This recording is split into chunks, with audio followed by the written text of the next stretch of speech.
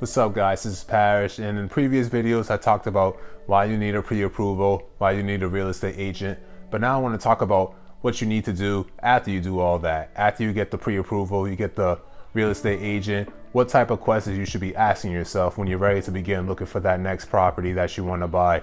So with this video, I'm just going to be giving you some questions to think about, and hopefully after this video you'll have a better understanding on things you should be considering when you're ready to start looking for that next property. So just stay tuned and we'll get right to it.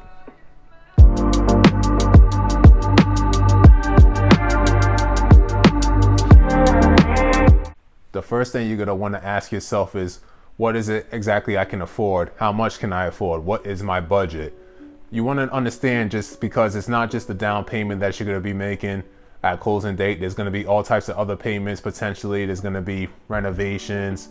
There's going to be closing costs you want to consider. There's going to be multiple costs that comes with not just putting the money down for the down payment. You're going to want to understand exactly how much money I actually have to be able to make these down payments, along with these other things that I actually have to pay, such as the appraisals and things like that. So you just want to understand your budget. Ask yourself, what exactly is my budget? How much can I afford before looking at that property? Because you don't want to just waste time when you realize that you don't have the right proper budget for that property. The next thing you want to ask yourself is, how many homes have sold in that specific neighborhood that you're interested in? The reason why you want to ask yourself that is because you want to be able to gauge exactly how many properties are selling, properties that look similar to yours. You want to know exactly, okay, these properties are selling for this amount, so this is type ways that I should make my offer. And if it's because these properties may be selling too high, you may not be able to afford to be able to pay for that property. So it's just to understand exactly what is going on in that neighborhood that you're interested in, what's the price ranges. And what's good is that you'll be able to have a real estate agent, and they'll be able to do a comparative market analysis, which they'll be able to compare the prices of all the properties sold that's similar to yours within the last 6 months. And then you'll be able to gauge exactly how much money you can actually afford to buy that property in that neighborhood you desire. The next thing you want to ask yourself when you're looking at that property is, you want to ask yourself, are there any health or safety hazards?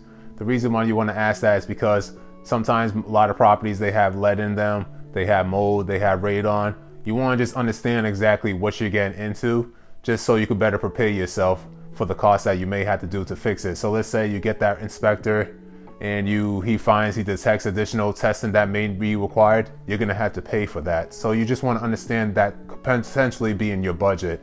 So one thing you could do is you could ask the seller for proper documentation to make sure that these things don't really exist in the property. But the best way to go is with an inspector, and the inspector be able to determine what exactly testing that may be needed and what type of cost that could potentially be for you. So it's just to be understandable of what's going on with the hazards and the safety hazards, and just knowing what to do when it comes those times arrive and you end up seeing those type of potential results or potential needs of testing. So it's just something to look out for. The next question you could ask yourself is what the neighborhood is like. Is it noisy? Is it quiet? Is people more to themselves, or are they more interactive? You want to know exactly what the neighborhood is like, so when you enter that neighborhood, you'll be much better prepared.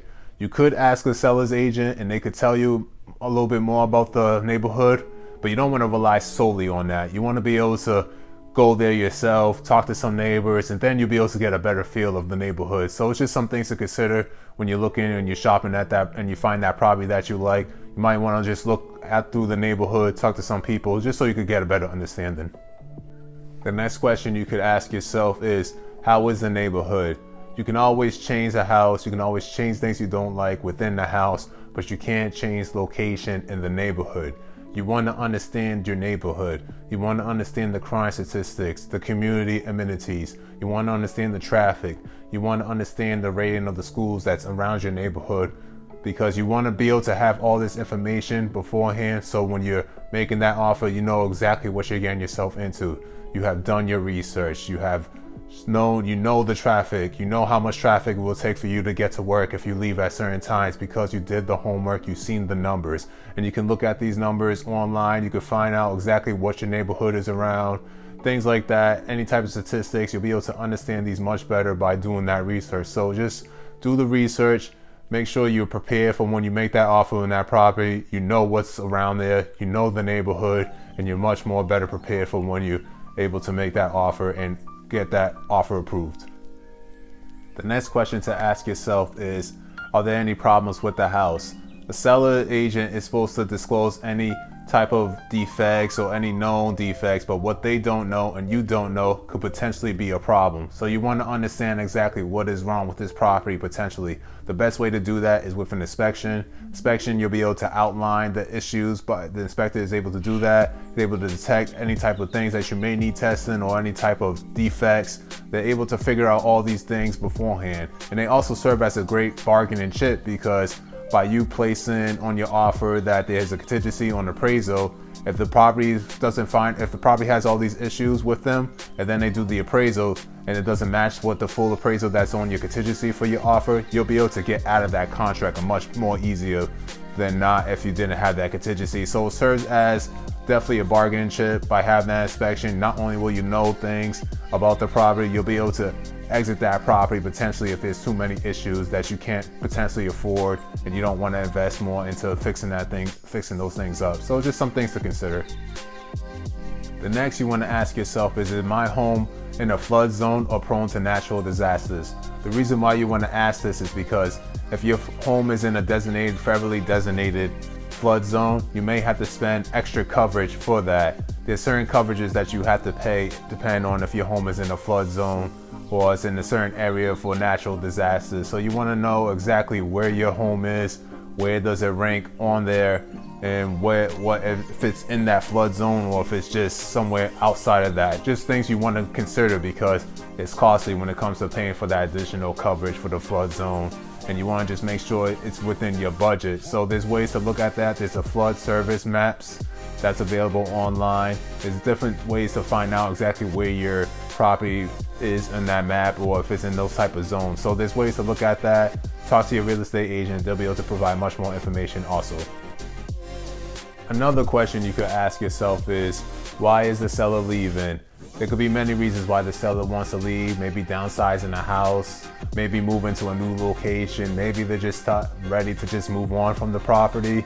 This would be a good way to get information on the property and understanding it, because it may also improve the negotiations, because if you know that the seller is in a hurry and they want to get out of that property as soon as possible, may make things a lot easier when they're trying to discuss, oh, maybe we can lower this price a little bit, trying to see more information on what they're more willing to do. Just makes things a lot easier. You'll probably be able to gain a lot more information on the property by the seller's eagerness, ready to leave that property for whatever reasons they may have. So just one thing, so you want to ask yourself, a good real estate agent will try to get those questions answered by asking them in certain ways and be able to gain more information on the seller's position and why they want to sell this property. So just some things that you want to keep your mind on, keep your thoughts on.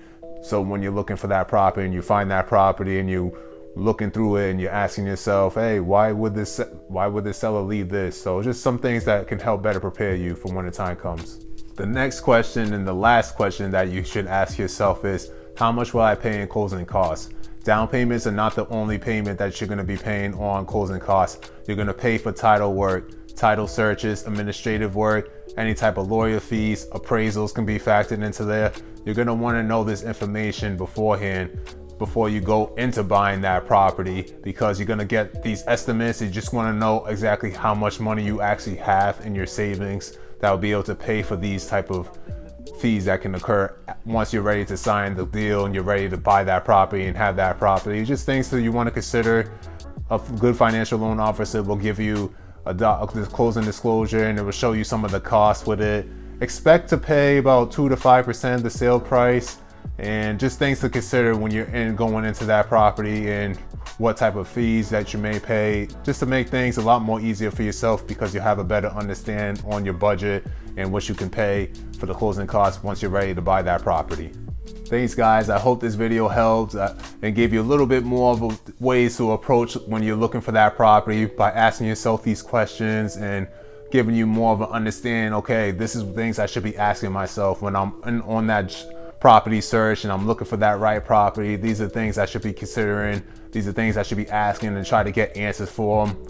That's either the seller or the agent that I'm working with, or the seller's agent. Just ways to give yourself more preparation, more of an understanding, because you'll understand more of what you're going into. So hopefully this video just gave you a little more understanding of how you should approach looking at that property and the things you should be asking yourself to ask them other parties involved. So I hope this video helped, and just stay tuned for the next video. All right, you guys, peace.